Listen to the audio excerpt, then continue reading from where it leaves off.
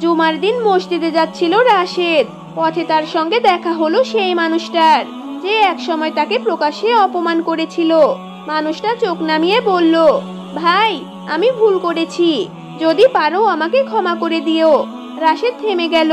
তার ভেতরে অনেক কষ্ট রাগ জমা থাকলেও সে মুচকি হেসে বলল, ক্ষমা করে দিলাম, কারণ আমার রব দেখছেন।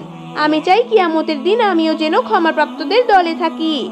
মানুষটা চোখের পানি লুকিয়ে বলল, ভাই, তোমার হৃদয় অনেক বড়, দোয়া করি আল্লাহ তোমাকে ভালো রাখুন।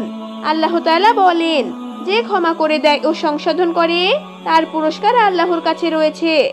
সূরা আশ-শূরা আয়াত নং 40।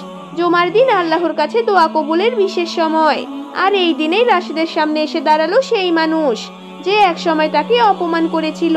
রাশেদ তাকে ক্ষমা করে দিল, কারণ সে জানে ক্ষমা করা আল্লাহর গুণ।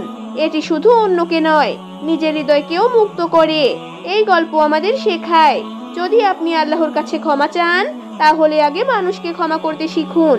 রাগ পুষে রাখা নয়, ক্ষমা করে দেওয়াই ইমানদারের পরিচয়।